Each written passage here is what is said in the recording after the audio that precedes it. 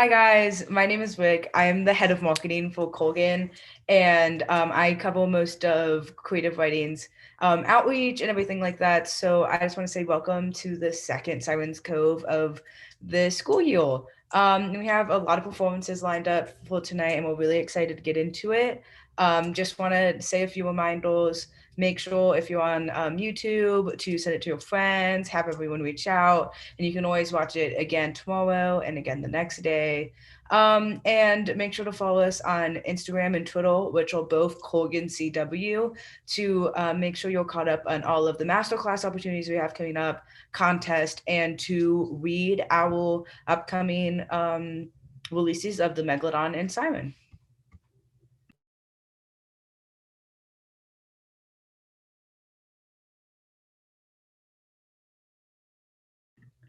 First up, we have Ariel who sent in a video, and I hope you all have a great night.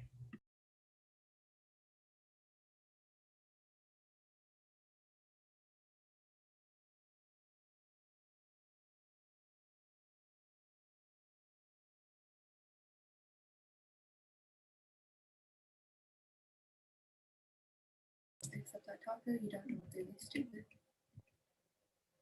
That vendor seemed awfully sketchy. He switched between 3 phones. And maybe you didn't smell it, but that's expensive cologne. It costed $15. The taco, that is. Look, maybe he meant something else when he said he's in the biz. Not being paranoid. That meat looks awfully powdery. No, not because you're vegan. Okay, I'm crossing boundaries. Look, something here is amiss, and I couldn't be more skeptical. But if you want to take a bite, I suppose that's respectable. I know it's just a taco.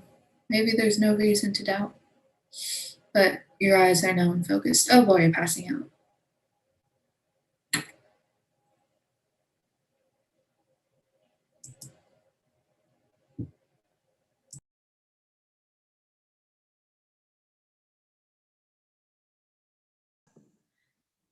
That was fantastic.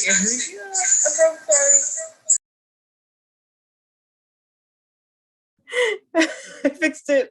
That was fantastic, Ariel. Thank you so much. Next up is going to be Marta.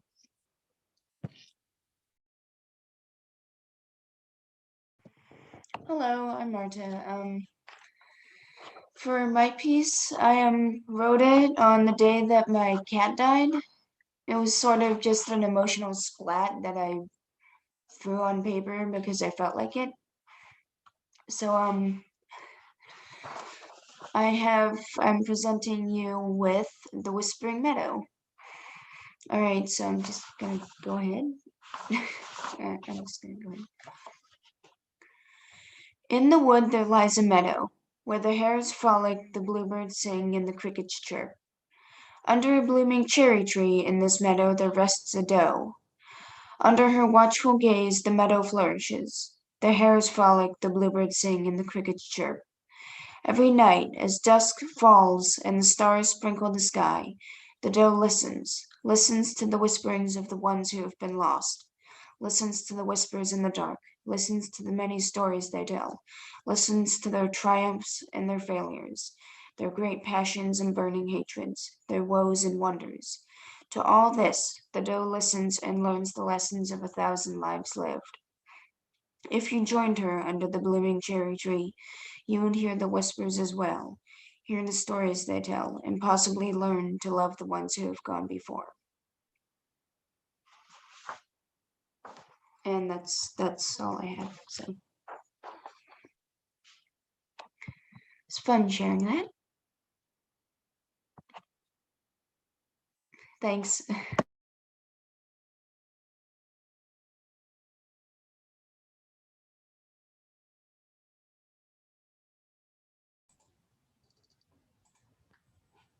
Alrighty, and here is for the obligatory Siren plug. We are publishing in the first or second-ish, I believe it's first week of May, and we would love to see more submissions. So if you're looking to submit, if you still want a piece to go in, we're looking for poems, prose, both nonfiction and fiction, as well as any art pieces or anything you're interested in. So feel free to submit it. We'd love to look it over and maybe even have it in the journal.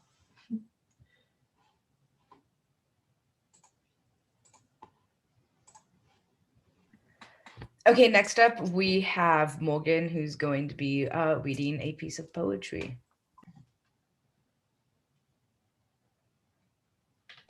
It's not poetry. It's an excerpt from my senior sem project, and it is from chapter 4. I was one of 4 girls in that neighborhood that formed what our collective parents would come to call the troublemaking squad. I, being a precocious 4-year-old, deemed myself the leader of the group, although in reality it was Macy, my 5-year-old blonde-haired, pigtailed neighbor, who got cool points for having a 12-year-old sister, Michaela, because she was a big girl.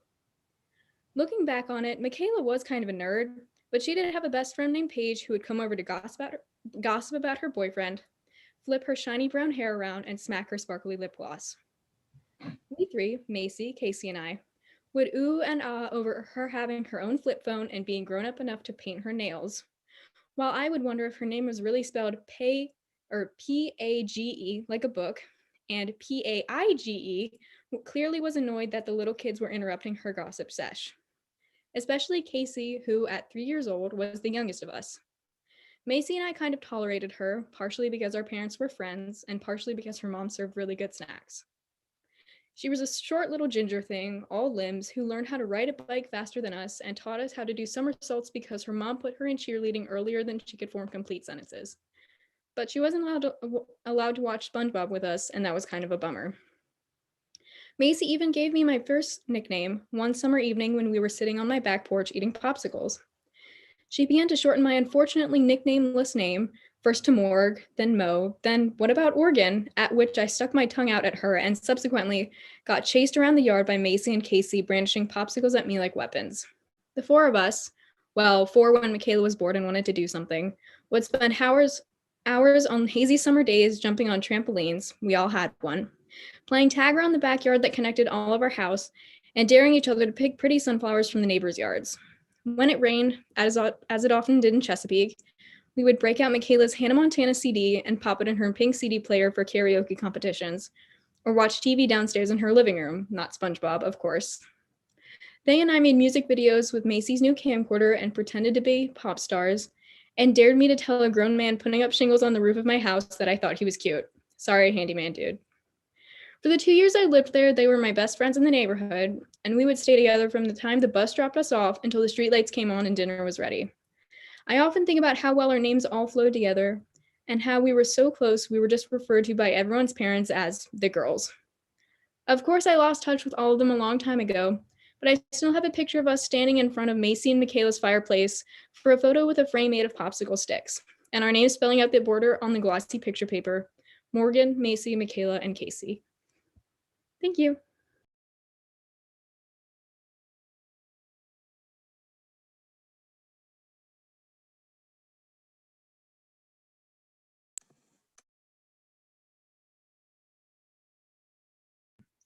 Next up is going to be Sherry, my friend and excellent human being.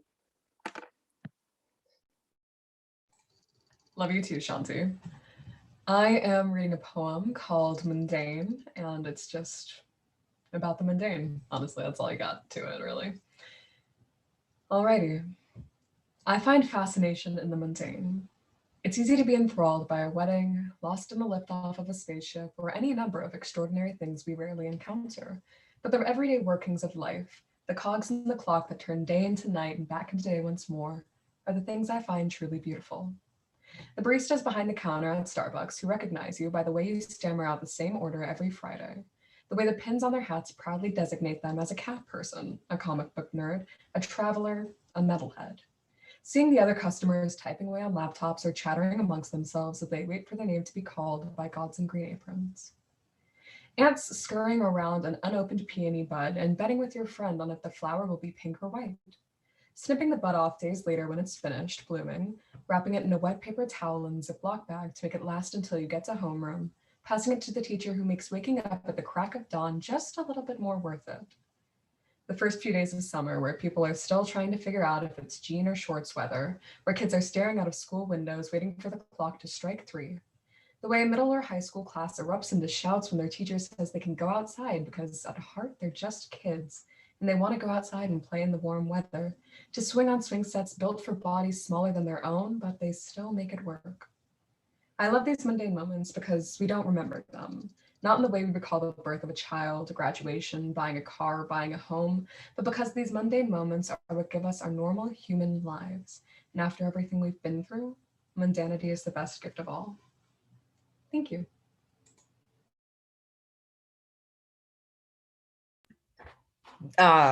Sherry's always the number one person who performs at Siren's Cove because she has such deep poetry, and it's really, really nice.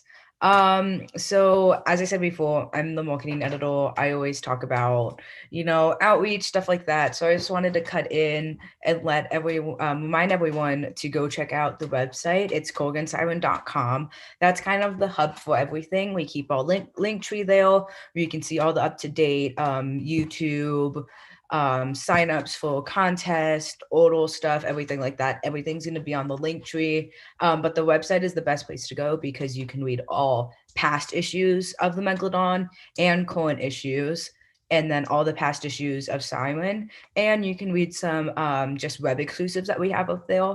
And just make sure that you're submitting to all 3 of those opportunities. You can be published in all professional forms with this program in a journal, a magazine, or online if it's more of a journalistic piece. So I just want to remind everyone to still be reaching out with the program and to make sure you follow us on social media at Colgan CW. And with that, our next performer is Caitlin.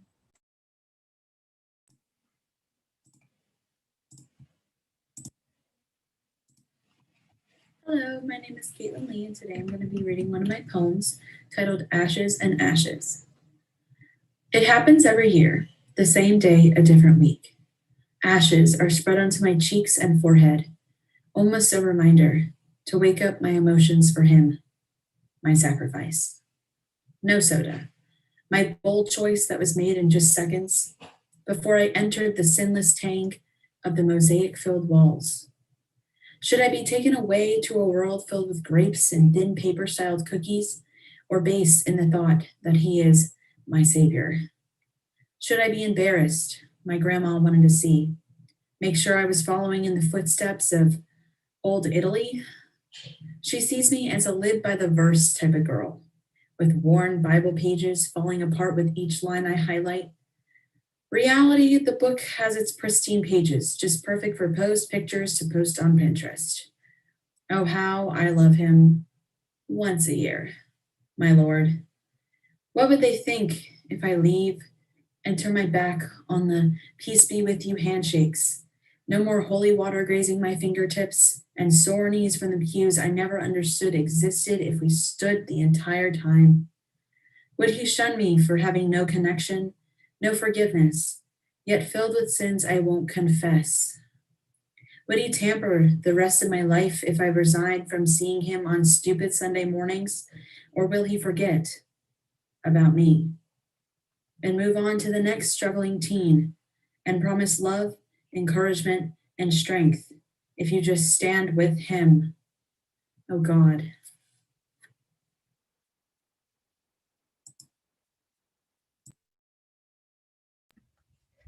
Thank you so much, Caitlin. Next up, we have Shanti, who is going to be performing.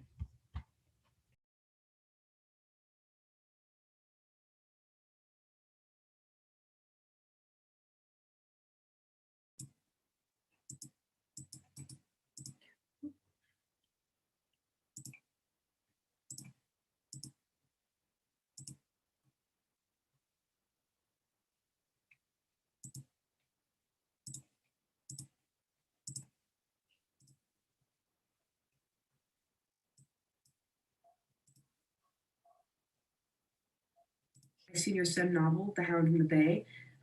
which is a urban fantasy, historical fantasy set in 1903 San Francisco. The thing I'm going to read you is the first chapter. It is a flash forward, but I think you guys will enjoy it. So, yay, thanks. Ma, May, 1906. Surrounded by fellow refugees, it wasn't hunger that kept her awake. It wasn't the cries that were carried on the smoky night air. It wasn't the desperation and horror that had permeated the city for weeks.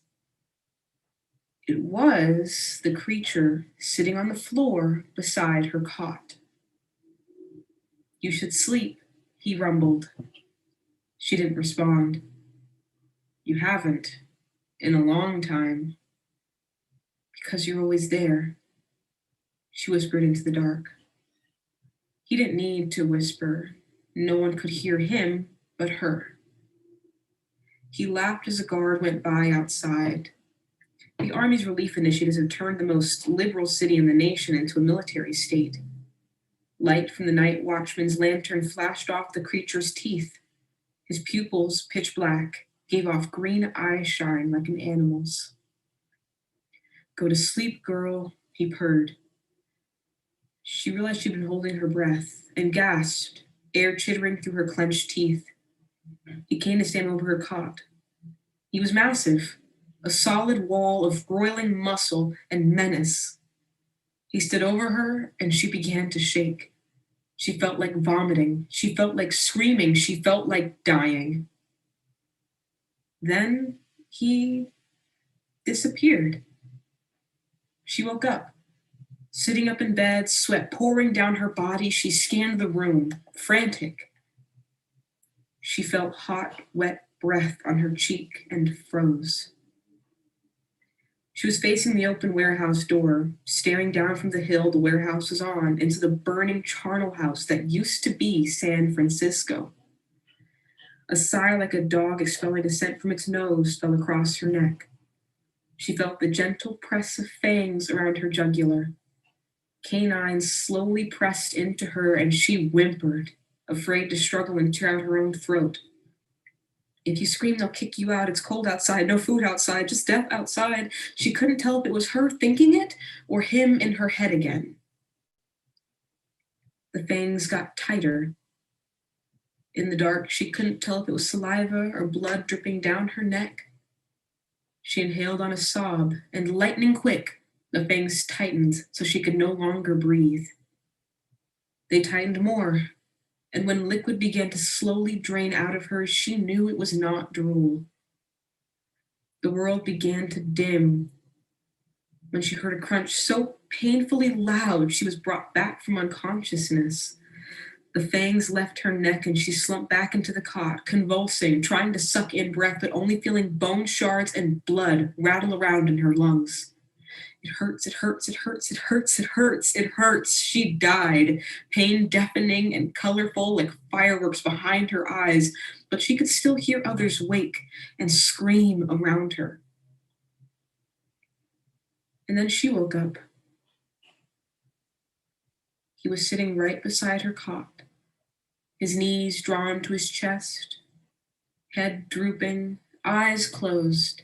His hands hung between his knees, and he looked serene, sweet, dead.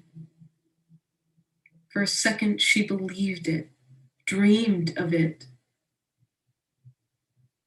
But then his eyes snapped open. He turned his head sideways, not picking it up from its slumped position, and she realized he was hiding his mouth. He finally smiled up at her, showing his blood-stained maw of sharp teeth. She screamed, and the whole warehouse heard it this time. Thank you, guys. Have a great night. Hello, my name is... Oh.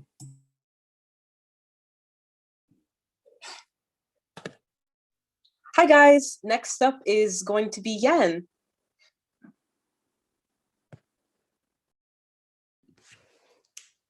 Hello, I've gotten up because it's stand-up comedy, and I hope everyone's having a great evening.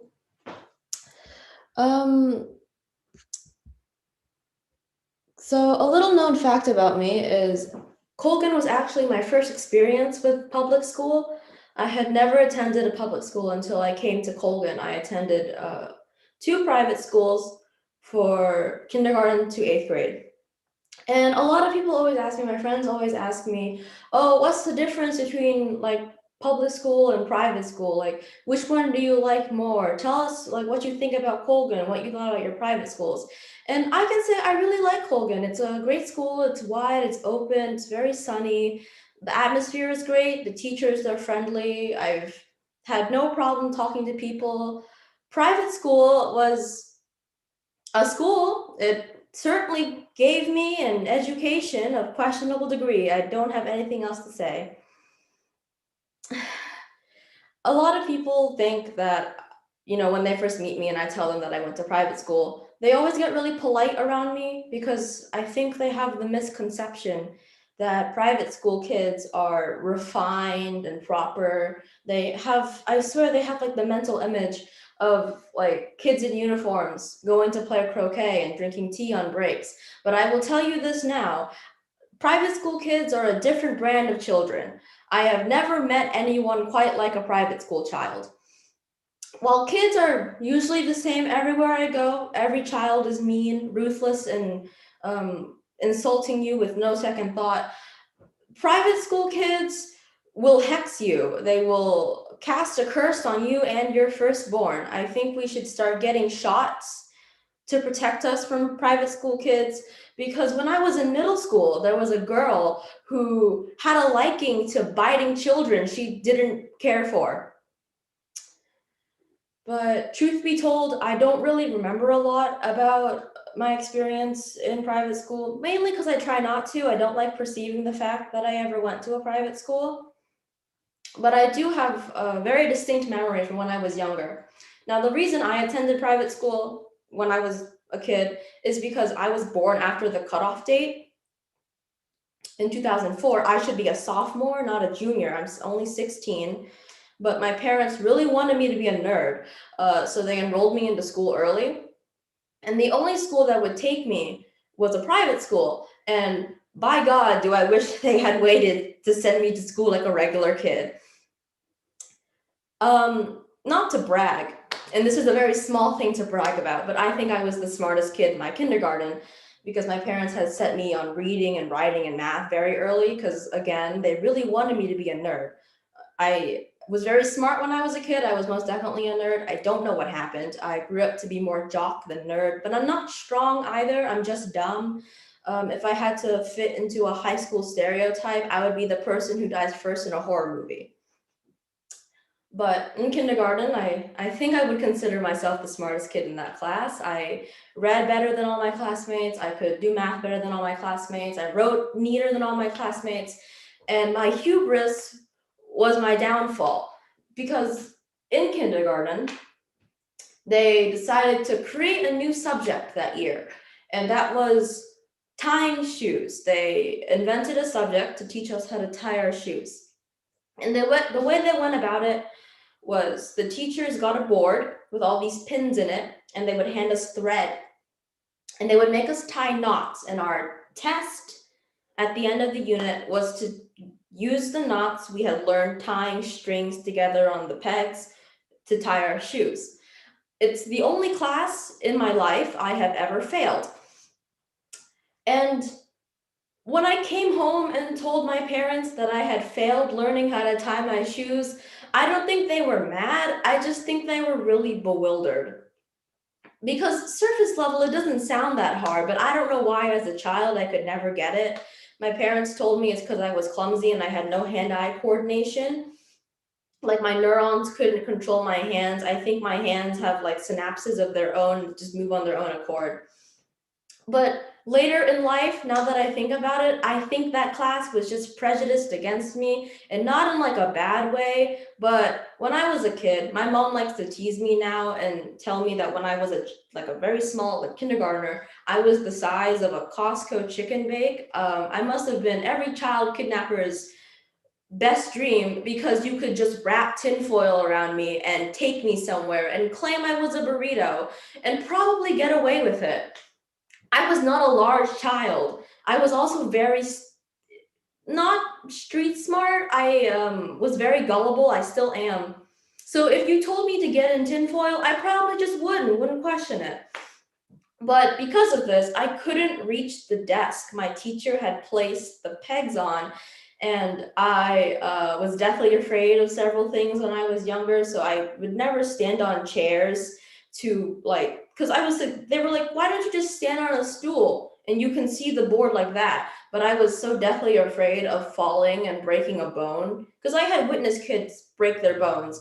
And I thought it was an immediate death sentence because the only people I ever saw get sent to hospitals when I was a kid were people who never came out of said hospital.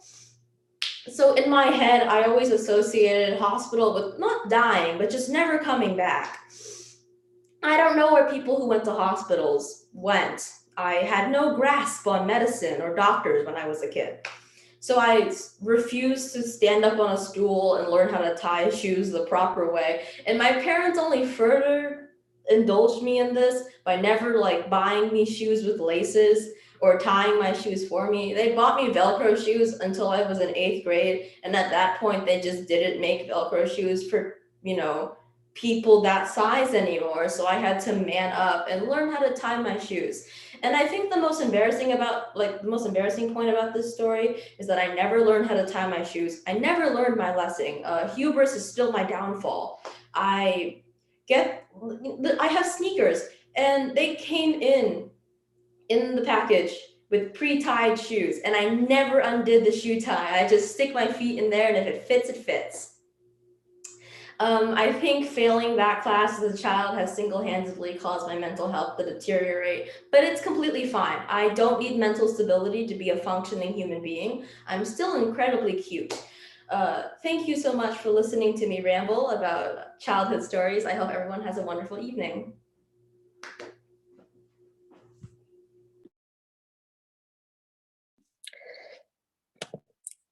That was amazing, Yen. And I know how difficult it is to perform comedy when you can't hear people laughing, but I was definitely laughing. Great work. It was amazing. I loved it. While we're here, I would love to talk to you guys about the Megalodon. I am the editor-in-chief of the Megalodon, and I have been for about a year now. And before that, I was features editor of the Megalodon. So I've been involved for quite a while. And I can say that I think this year is going great. Everyone in the program is working very hard. So I'd love to inform you guys about our upcoming opportunities. First of all, we're publishing our next issue on April 10th. We published an issue a couple weeks ago, which is our second issue, of this volume. And we're publishing our next one on April 10th. So look out for that one. If you are like sick of waiting, you can look back at the other ones. They're also just as good. So I definitely check that out. April 10th release. Keep that in your mind. Okay, next thing. Participation in these is so appreciated. The Sirens, Coves, the workshops, everything else like that. We really appreciate it because we love having the interaction, especially during COVID right now. It's fantastic. We appreciate all of you for that. Thank you so much. Next up, like I said, look out for master classes, event opportunities, competitions, prompts. They're all on the website. They're being run by an amazing features and marketing team. They're doing a great job. Just check that out. It's getting reorganized right now, but once it's like finished, it'll be beautiful and it'll be super easy to find what you want to look for. But everything on there is what we're doing, and I think that'd be really helpful for you guys who want to stay involved in the program. But yeah, we need pieces for the Megalodon coming out soon. So if you are writing something or taking pictures or sculpting something or just anything at all, let us know. And if you have features pieces like Wick said, send them on over. We can look at those and put them on the website, obviously. But whatever you guys want to send us, we're totally open to because we love content and we love participation. So just like keep us involved with you guys and keep involved with us. We really appreciate it. Thank you guys. Keep having a great night. And next up to read is Wick. Okay, hi. As many of you guys know, I'm a journalist, so I don't really write a lot of things that can be read here. So I'm really excited to read a little story I wrote about a Little League game I umpired last season. Little League coaches are by far the best people you ever meet. They aren't like travel coaches who look for tournaments and medals. These are adults, mostly parents, who just want to coach for fun. But always, some still believe that anything less than a win is a failure. I started umpiring when I was just 16, put in a youth section where we got picked to move to higher divisions. After advancing quicker than I thought was possible, I started doing field games for people my age, then swapping to work the plate for middle schoolers. I was never alone until the 2020 season. 2020 was an awkward year for all sports. And with COVID still having a major impact in Virginia, our staff was slashed down from 20 umpires to only 5. I was working on almost all minors teams, where my only company was children's the ages of 6 to 9, and the only person being my age, my girlfriend, alone in the stands for almost every game until we met 2 new teams, blue and pink. When I first heard I was doing the championship game for the minors, I was a little worried. The 2 teams who were most likely to make it that far were known to have very intense coaches. I respected both teams, of course, but most of my season was spent with Team Pink. They were motivated, extremely respectful to me, even if I made a mistake, and their fans kept to themselves. Team Blue was motivated as well, but there were a few comments made to me from players and parents that were interesting. With that, the league board knew what to expect when going forward with these teams. And when the championship game ended with cops, no one was surprised. 9 in the morning. The game didn't start till 30 minutes later, but I like to be there early to check the field. I called the coaches over, gave my speech, and the coaches didn't shake hands. Right off the bat, the relationship was on thin ice. First inning, easy. Had a few close calls, but at this age, it's really clear to see. It got hot fast. I remember turning around to some family friends who offered me some water, and the game seemed to race the thermometer with how quickly everything happened. Second inning, there was some talk, and after the pink team hit a triple, the game was tied. Team Blue came up to bat out of order. That was called out and put the team behind. Third inning, the last of the game. The pink team had a runner on second who ran the third. When the catcher went to throw her out, it flew high above her head and the runner ran home. Then all hell broke loose. In Little League, there's a rule for this division that states that players may only steal one base at a time. If said player takes more than one base, time will be called and the umpire will just send them back. Very simple. Before I could even do that, coaches were pushing each other, parents climbing on the fence, and kids were crying. This lasted a few moments before I managed to even call the game. When you think of umpires, you'll mostly think of those in the LMB, those who blow strikes and eject coaches 5 times a game. But that view is never put on those for working in Little League. We volunteer and make jokes of the catcher. We've never had any issues like this. And we had no precedent on what to do or how to deal with crying children and parents angry on their behalf. With this, I've started to wonder about my coaching career going forward. Am I truly fit to deal with these types of issues? The constant changing rules and regulations of any sport, the community surrounding it will always find a scapegoat. And going forward, all I can do is hope that it's not me. Thank you very much.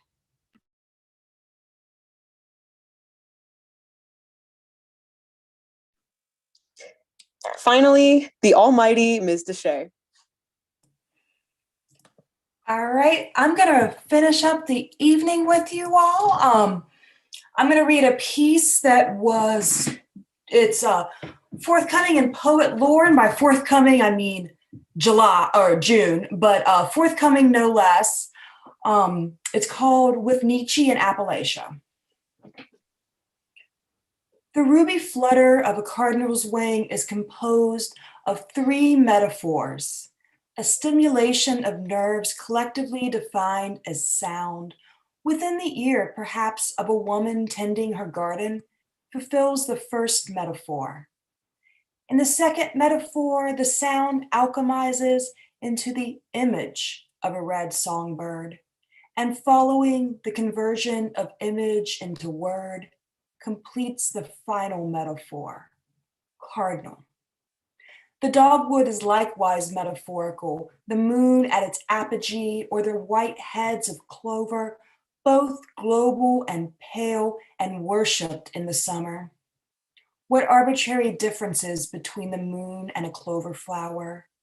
Mother, father, except it had been decided a mother is one who mothers, and one who is called father is a father.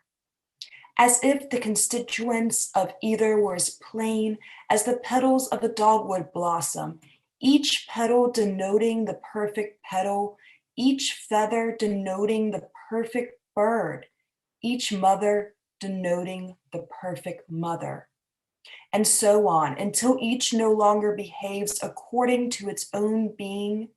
Instead, each blade of grass endeavors to be the most tender, most emerald, most fragrant in the whole of nature, so that one blade may be accepted as the truest blade of grass.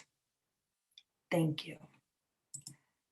And turning from poetry mode to program advisor mode, y'all like that little shift there in tone. I just want to remind you all that the Megalodon and Siren are still open for submissions. We would love to have your art, your poetry, your prose, fiction, nonfiction. We'd love if you're into doing reviews or creative nonfiction, putting that up on the website. If you have any questions about any of that, please get a hold of me through email, or for those of you that have me in class, just ask, shoot me a message on Canvas. And check out the new edition of the Megalodon, which will be coming out around April 9th. And we'll be having our next Sirens Cove April 12th. So we hope to see you all there. And look for some celebrations for our seniors coming in May, as well as Sirens. So this, like always, love you all to death. Thank you for joining us. I tell you to get home safely, but you're already at home. So instead, I'm going to tell you, have a good night, and we'll see you next time.